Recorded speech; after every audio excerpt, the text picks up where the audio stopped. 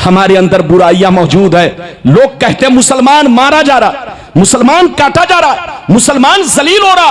अबे पगला, अपनी जिंदगी को पहचानो। तुम अपने आप को कहां जा चुके हो? अरे बोलो, तुम कहां जा चुके हो? खो चुके हो। आपने ये समझ लिया कलमा पढ़ लिया फुर्सत मिल गई, आपने समझ लिया बस ला इलाहा इल्लल्लाह पढ़ लिया फुर्सत मिल गई, बस हमारा नाम अब्दुल्ला हो गया मुसलमान हो गए। इसका नाम मुसलमान नहीं। मुसलमान और मोमिन किसको कहते हैं? ध्यान से सुनो। मोमिन उसको कहते हैं जो हर आन, हर पल, हर वक्त अल्लाह रसूल से सच्ची पक्की मोहब्बत रखे और तमाम जरूरियाते दीन पर ईमान रखे, पुख्ता यकीन रखे। लाख कुत्ते भूखते रहे, लाख कौवे काए काए करते रहे, मुसलमान अपने यकीन को जायल ना करे, हमेशा यकीन पर कायम रहे कि अल्लाह रसूल के बारे में जो चीजें कुरान और हदीस से साबित है वो बिल्कुल हक है। आमन्ना आमन्ना आमन्ना। लेकिन आज का मुसलमान थोड़ा सा कोई कौवा काए काए बोलने लगा, कंफ्यूजन हो गए, शक में पड़ गए। जब शक में पड़ गए तो तुम मुसलमान नहीं रहे। अरे जोर से बोलो, जब शक में पड़ गए तो तुम मुसलमान नहीं रहे। कोई कुत्ता भूखने लगा मेरे पैगंबर के खिलाफ तो आप फौरन शक में पड़ गए। याद रखिए, अल्लाह ने मेरे नबी को दुनिया में पाक और बेऐब बनाकर भेजा है। नबी से न कोई छोटा गुनाह होता, न कोई बड़ा गुनाह होता। जैसे फरिश्ते मासूम होते हैं, अंबिया भी मासूम होते हैं। अगर कोई मेरे पैगंबर पर कीचड़ उछालता है तो आप इतना समझ लो वो पागल है, पागल। उसको बोलने दो, लेकिन आप बोलो अपने ईमान को मजबूत रखो। लेकिन आज हम मुसलमान बदलते जा रहे हैं, अंग्रेजी तबका और शक का शिकार हो रहा है। याद रखिए, मोमिन किसको कहते हैं? ध्यान से सुनिए। मोमिन उसको कहते हैं जो हर आन, हर पल, हर वक्त अल्लाह रसूल से सच्ची पक्की मोहब्बत रखे और उस पर मरा करे। इसका नाम मोमिन है। और तमाम जरूरियात दीन पर पुख्ता यकीन रखे, ईमान रखे, लाख कोई बहकाए बहके नहीं, इसका नाम मोमिन है। और मुसलमान किसको कहते हैं? इधर देखिए, मुसलमान उसको कहते हैं जिसकी जाहिरी जिंदगी इस्लाम के मुताबिक हो, दिल से अल्लाह रसूल पर मरता हो, मोहब्बत करता हो और जाहिरी जिंदगी इस्लाम के मुताबिक हो। मुसलमान उसको कहते हैं जिसका कपड़ा शरीयत के मुताबिक हो, जिसकी दाढ़ी शरीयत के मुताबिक हो, जिसकी टोपी शरीयत के मुताबिक हो। मुसलमान उसको कहते हैं जिसका कैरेक्टर देखकर आदमी समझ जाए नबी का गुलाम जा रहा है, जिसकी गुफ्तगू सुनकर आदमी पहचान ले ये नबी का दीवाना है। मुसलमान उसको कहते हैं कि नाम पूछने की जरूरत ना पड़े, उसका किरदार देखकर, उसकी गुफ्तार सुनकर आदमी दूर से कह दे ये नबी का दीवाना है, ये नबी का गुलाम है, ये अल्लाह का सच्चा आशिक है। इसका नाम सच्चा पक्का मुसलमान है। अभी तो मैंने आपको 2 हदीसें सुनाई, लगता है थक गए। और बोलो थके तो नहीं? अच्छा ये बताओ, तकरीर करने में मेहनत है कि सुनने में? जोर से बोलो, अरे जोर से बोलो। अच्छा ये बताओ, बिरयानी खाने में मेहनत है कि बनाने में? हाँ? कुछ लोग कह रहे हैं खाने में। अगर खाने में मेहनत हो जाए तो हर आदमी बावर्ची बन जाए। और बोलो, इसका मतलब यह है खाने में मेहनत नहीं, बनाने में मेहनत है। तकरीर करने वाले का फेफड़ा फूलता है। हम लोग जब तकरीर करते हैं तो आसमान से रहमत की बारिश होती है, इसलिए हमारे फेफड़े पर कोई फर्क नहीं आता। लेकिन आप लोग अगर हमारी तरफ 5 मिनट बोलोगे तो फेफड़ा फूलकर गुब्बारा बन जाएगा। अब आप बताओ, इसलिए तकरीर को दिल से सुनो, वक्त को बर्बाद मत करो। अब वो हदीस सुनो कि फिलिस्तीन, इजराइल और अरब की हकीकत क्या है। कसम खुदा इस हदीस को सुन लोगे तो सारा मंजर सामने आ जाएगा, किसी को कुछ कहने की जरूरत ही नहीं है, पैगंबर ने सब बता दिया है। यह और बात है कि मुसलमान गाना तो याद रखता है, नबी की हदीस को भूल जाता है। इजाजत है? अरे जोर से बोलो इजाजत है। इजाजत है तो मैं हदीस सुनाऊं।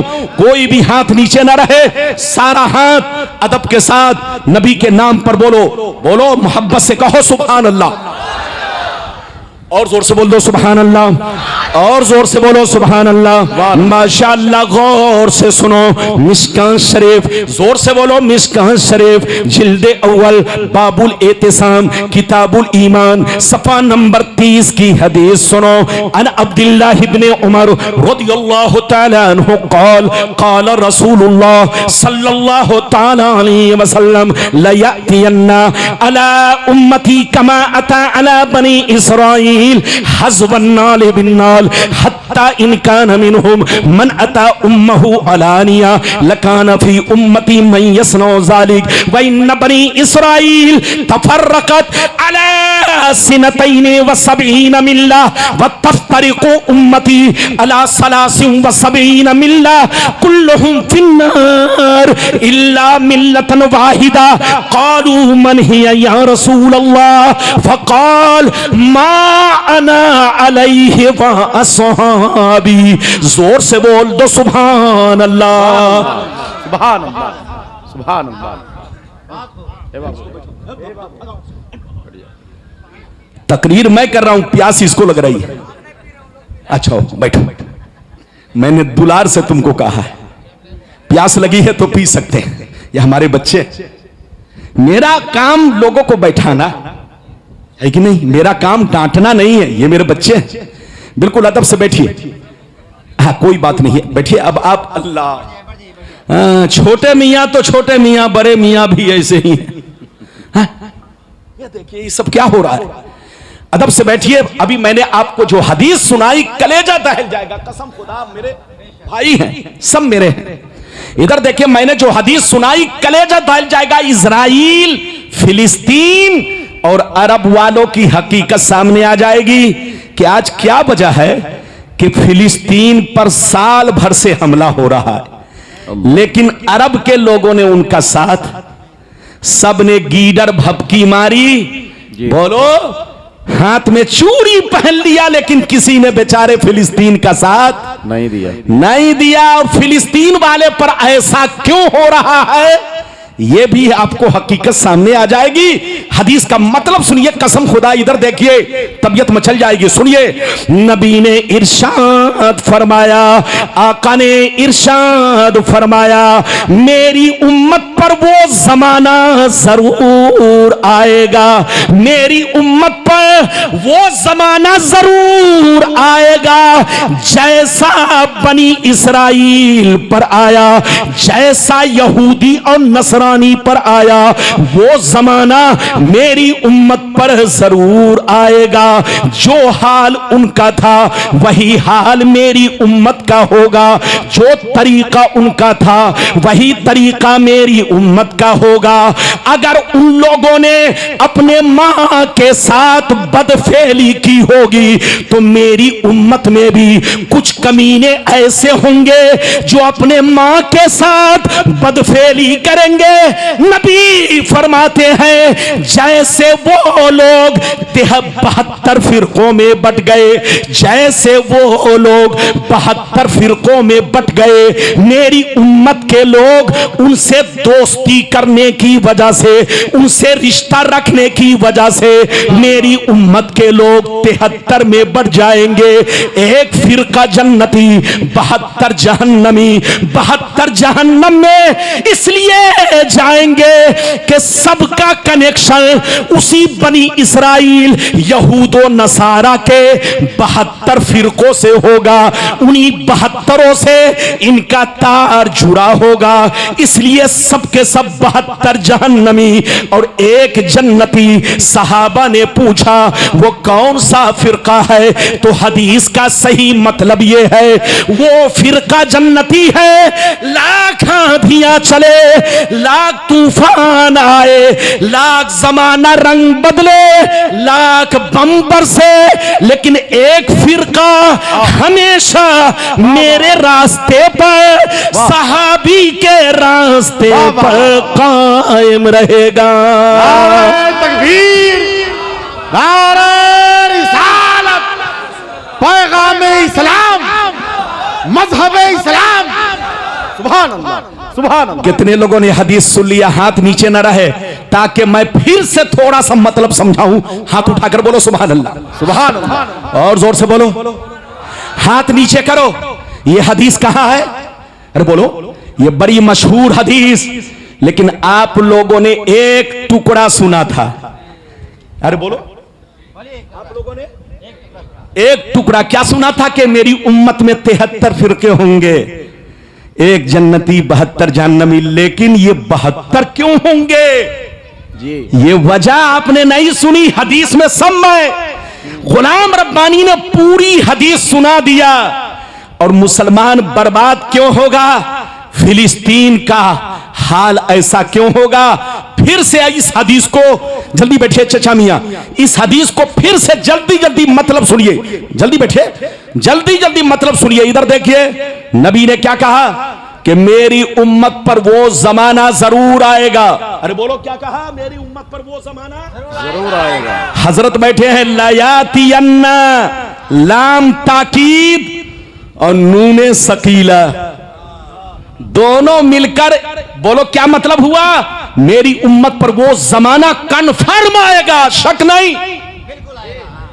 वो जमाना जरूर आएगा जैसा बनी इसराइल पर आया। बनी इसराइल कौन है? अरे बनी इसराइल कौन है? ये यहूदी, ये नसरानी। अरबी में बनी इसराइल, इंग्लिश में उसी को इजराइल।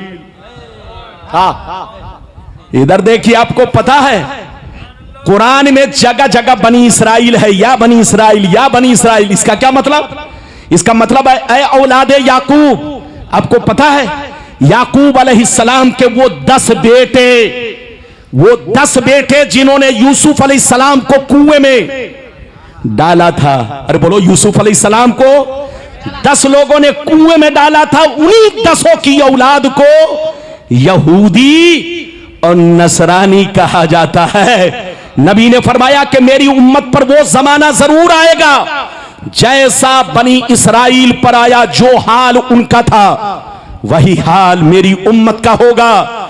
जो तरीका, जो कैरेक्टर उनका था वही कैरेक्टर मेरी उम्मत का होगा। यहां तक के सुनिए, नबी फरमाते यहां तक के अगर बनी इसराइल में किसी ने मां के साथ खुल्लम खुल्ला बदफेली की होगी, बदफेली, तो मेरी उम्मत भी उसी की एक्टिंग करेगी, उसी की नकल करेगी। आगे सुनिए, पैगंबर फरमाते हैं जैसे वो लोग 72 फिरकों में बट गए, मेरी उम्मत के लोग 73 में बट जाएंगे।